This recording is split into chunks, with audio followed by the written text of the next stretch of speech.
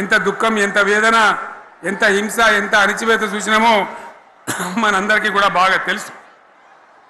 గోదావరి కృష్ణనీళ్ళు దక్కకుండా తరలిపోతే తల్లి సనుబాలకు నోచని పిల్లల్లాగా తెలంగాణ బిడ్డలు రోధించారు, కరువుల కాటకాలకు గురయ్యారు, అర్ధరాత్రి కరెంట్లు పెట్టబోయి పాములు గుట్టి తేలు గుట్టి చాలా భయంకరంగా అనాథల్లాగా చనిపోయినారు. ఆ రకంగా జరుగుతూ ఉంటే ఇక్కడ ఉన్నటువంటి ఆనాడు కాంగ్రెస్లో టీడీపీలో ఉన్నటువంటి నాయకులు పదవుల కోసం పెదవులు మూసిండ్రు తప్ప ఏనాడు నోరు తీసి కొట్టాడలేదు. గులాబీ జెండా ఎగిరేదాకా కనీసం తెలంగాణ సోయిని కూడా ప్రదర్శించలేకపోయినారు.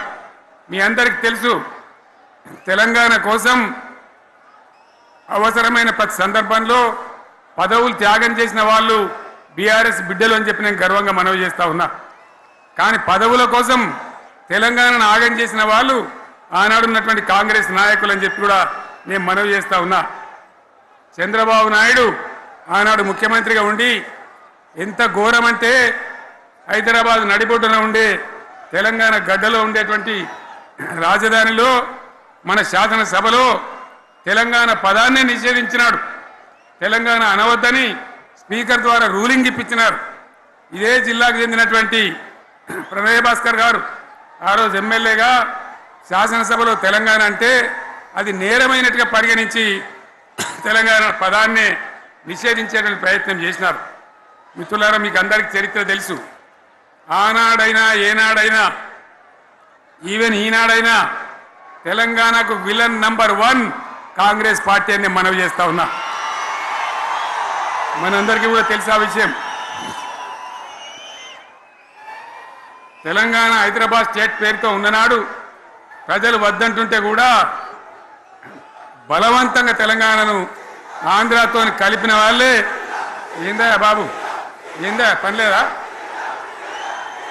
రెడ్డి ఎవరెవరు పోండి, మీరు మీకేం పనిలేదావా? ఈ 10 మంది కాదు కదా, సభ అంతా ఉంది కదా, ఉండండి, కామ్ ఉండండి, డిస్టర్బ్ చేయండి మీరు. అట్లా బలవంతంగా ఆనాడు ఆంధ్రలో విలీనం చేసింది కాంగ్రెస్ పార్టీ, జవహర్లాల్ నెహ్రూ. 69లో ఉద్యమం వస్తే 400 మంది తెలంగాణ బిడ్డలను పిట్టల్లాగా కాల్చి చంపింది ఇందిరాగాంధీ ప్రభుత్వం, ఆనాడు ఉన్నటువంటి కాంగ్రెస్ పరిపాలన. మళ్ళీ 2001 నుంచి మనం విజృంభిస్తే నంగనాచిలాగా ఇదే కాంగ్రెస్ వచ్చి మన బలాన్ని, మన ఊపును చూసి పొత్తు పెట్టుకొని తెలంగాణ ఇస్తామని నమ్మబలికి మనతో పొత్తు పెట్టుకున్నది కూడా మీరు చూసినారు. మళ్ళా ఎగ్గొట్టే ప్రయత్నం చేసినారు, 14 ఏళ్ళు ఏడిపించినారు. అది మీ అందరికి తెలుసు. వాళ్ళు ఎట్టెట్లా చేస్తూ ఉంటే వాళ్ళ మోసాన్ని కప్పేయడానికి నేను ఇదే జయశంకర్ సార్ కలిసి 36 పార్టీలతోని సమ్మతి లేఖలు తెచ్చినాం. దేశ రాజకీయ వ్యవస్థను మొత్తం ఒప్పించినాం, కాంగ్రెస్ మెడలు వంచినాం. అప్పటికి కూడా ముందుకు రాకపోతే కేంద్ర మంత్రి పదవుల్లో ఉన్నటువంటి మేమందరం, ఇక్కడ రాష్ట్రంలో మంత్రులుగా ఉన్నటువంటి మిత్రులు అందరం కూడా రాజీనామాలు వాళ్ళ ముఖాన కొట్టి బయటకు వచ్చి మళ్ళా ఉద్యమ జెండాలు పట్టుకున్నాం. ఆ తర్వాత కూడా కదిలిసి రాకపోతే నేను ప్రాణాలకు తెగించి చివరికి ఆమరణ దీక్షకు పునుకున్న సంగతి కూడా మీకు తెలుసు. ఆ సందర్భంలో భయపడ్డ కాంగ్రెస్ పార్లమెంట్లో ప్రతిపక్షాలన్నీ కాంగ్రెస్ గొంతు పట్టుకుంటే అప్పుడు దిగివచ్చి తెలంగాణ కోసం ప్రకటన చేసిన విషయం మీకు తెలుసు. మళ్ళీ ప్రకటన వెనక్కి తీసుకొని మళ్ళా వెనుకకు పోయినారు. ఆ తర్వాత సకల జనుల సమ్మె కావచ్చు, సాగర హారాలు కావచ్చు, వంట వార్పులు కావచ్చు, అనేక రూపాలలో విజృంభించి మళ్ళీ భయంకరమైన పోరాటం చేసినాం. మళ్ళీ 3 ఏళ్ల తర్వాత వాళ్లకు రాజకీయ అవసరం ఏర్పడి ఆనాడు వచ్చి మళ్ళీ తెలంగాణ ఇస్తామని ప్రకటించి వాళ్ళకి ఇష్టం లేకపోయినా తెలంగాణ సృష్టించినటువంటి ఆ సుడిగాడుపులుగా తట్టుకోలేమని భయపడి తెలంగాణ ఇచ్చిన విషయం కూడా మీకు తెలుసు.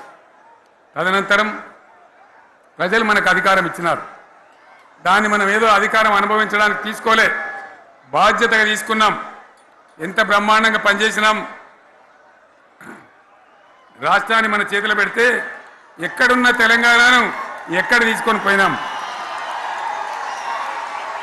అనేక రంగాలలో please please please please please ఒకటే మాట, ఏ బాబు ఏ బాబు ఇక్కడ నేను మాట్లాడుతున్నా, అక్కడ మీరు మాట్లాడుతున్నా, మీకు ఏమైనా అర్థం ఉన్నదా?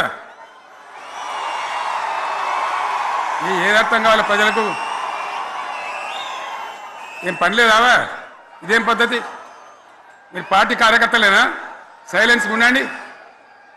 అంతమంది నన్ను లక్షల మంది, మీరు 10 మంది ఏందా ఇక్కడ? 10 నిమిషాలు సైలెంట్గా ఉండలేరా? చివరిలో బాగా చెప్తాం, స్లోగా అద్భుతంగా దుంకుదాం, స్టేజ్ ఎత్తు దుంకుదాం. మీరు బాధ్యత చూడాల్సింది ఏంటంటే, మీరు అరవడం బంద్ చేయండి. ఇంతమంది ఉన్నారు, ఏం సీఎం పనిలేదా నీకు?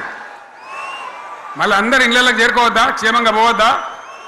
ఎక్కడెక్కడి నుంచో దూరం నుంచి వచ్చిన వాళ్ళు ఉన్నారు. 10 నిమిషాలు మీరు సైలెంట్గా ఉండండి. ముందరున్న వాళ్ళు 10 ఏళ్ళ బీఆర్ఎస్ పాలనలో ఎక్కడున్న తెలంగాణ ఎక్కడికి పోయింది? ఎన్ని రంగాలలో ఎన్ని అవార్డులు వచ్చినాయి? ఎన్ని అద్భుతమైన పనులు చేసి చూపెట్టినాం. తెలంగాణ అంటే ఒకప్పుడు వెనుకబడ్డ ప్రాంతం, ఎగతాళి చేయబడ్డ ప్రాంతం, పనికి మాలిన ప్రాంతం అని పేరు పెట్టిన ప్రాంతం. కానీ ఎన్ని రంగాలు, తలసరి ఆదాయాన్ని బ్రహ్మాండంగా పెంచినాం. 90,000 ఉన్న తలసరి ఆదాయాన్ని 3.5 లక్షల పైచీలకు పెంచుకున్నాం.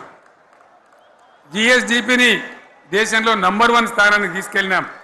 తెలంగాణలో బ్రహ్మాండంగా పెండింగ్ ప్రాజెక్టులన్నీ కూడా కంప్లీట్ చేసుకున్నాం. కల్వకుర్తి కావచ్చు, నెట్టెంపాడు కావచ్చు, భీమా కావచ్చు, ఎల్లంపల్లి కావచ్చు, మిడిమానేరు కావచ్చు, అక్కడ మేఘాల మీద పనిచేసి దాన్ని అంతా కూడా కంప్లీట్ చేసి ఒక్క పాలమూరు జిల్లాలోనే 10 లక్షల ఎకరాలకు సాగునీళ్ళు ఇచ్చుకున్నాం. బ్రహ్మాండమైనటువంటి ఇరిగేషన్ ప్రాజెక్టు కంప్లీట్ చేసుకున్నాం. 3.5 లక్షల టన్నుల వడ్లు పండించే స్థాయికి తెలంగాణను తీసుకొని పోయినాం. వరంగల్ గడ్డ కోసం, ఇదే జిల్లా కోసం పెండింగ్లో ఉన్న దేవాదుల ప్రాజెక్టును కంప్లీట్ చేసి ఈ గడ్డకు నీళ్లు తెచ్చుకున్నాం. 3 ఏళ్లలో కాళేశ్వరం ప్రాజెక్టు కట్టుకున్నాం. వాగుల మీద, వంకల మీద చెక్ డ్యాములు కట్టుకున్నాం. మిషన్ కాకతీయ పేరు మీద చెరువులన్నిటి పూడికలు తీసుకున్నాం. ఒక అద్భుతమైన తెలంగాణను తయారు చేసుకున్నాం. పడావు భూములన్నీ పంట పొలాలుగా మార్చుకున్నాం. ఆనాడు బీఆర్ఎస్ పాలనలో చెరువుల నిండా జలరాశులు, రైతుల కళ్ళాల నిండా ధాన్య రాశులతోని బ్రహ్మాండంగా తెలంగాణ అద్భుతంగా పురోగమించిన విషయం మీకు తెలుసు. పంజాబ్ను తలదన్నే పంటలు పండించిన విషయం కూడా మీ అందరికీ తెలుసు అని నేను మనవి చేస్తా ఉన్నా. రైతు కష్టమేందో నాకు తెలుసు. నేను స్వయంగా రైతును కాబట్టి రైతాంగాన్ని కడుపులో పెట్టి చూసుకున్నాం. మీ అందరికి ఒక మాట చెప్తా ఉన్నా. ఈ దేశంలో షేర్షా సూరి అని ఒక రాజు ఉండే. ఆయన కాలంలోనే రెవెన్యూ సంస్కరణలు తెచ్చినారు. నేను చెప్పే మాట మంచి వినాల మీరు. చరిత్ర పొడుగుత చూస్తే షేర్షా సూరి నుంచి స్వతంత్ర భారతం వచ్చిన తర్వాత ప్రజాస్వామ్య ప్రభుత్వాలు కూడా రైతుల దగ్గర రకరకాల శిస్తులు వసూలు చేసినారు. రైతుల దగ్గర డబ్బులు వసూలు చేసినారు. తహసీల్ రకాలు వసూలు చేసినారు. నీటి తీరువాలు వసూలు చేసినారు. కానీ రైతును చూడాలని వాడు అందుకోలే. భారతదేశంలోనే ఎక్కడ కూడా లేని స్కీమ్. నన్ను వాళ్ళు అడగలే, ఎలక్షన్లలో చెప్పలే. నాకు నేనుగా ఆలోచించి, ప్రభుత్వమే ఆలోచించి రైతు బంధు పథకాన్ని తెచ్చినాం. చాలా బ్రహ్మాండంగా రైతు బంధు పథకాన్ని అమలు చేసినాం. రైతాంగానికి ఎటువంటి కరెంట్ ఇచ్చినాం, ఎంత అద్భుతమైన కరెంట్ ఇచ్చినాం. ఆంధ్ర వలసవాద ముఖ్యమంత్రులు ఏం మాటలు మాట్లాడినారు? తెలంగాణ వస్తే కారు చీకట్లు అవుతాయి, మీకు కరెంటే రాదు, మీకు పంటలు పండియే రాదని చెప్తే వాళ్ళ నోర్లు మూయించేలాగా ఉత్తమమైనటువంటి ట్రాన్స్ఫార్మర్ కావాలన్నటువంటి, మోటార్లు కావాలన్నటువంటి నాణ్యమైన కరెంటును 24 గంటలు సప్లై చేసినాం. రైతు ఇంట్లో కూర్చుంటే పొలాల కాడ బోర్లు దుంకినాయి.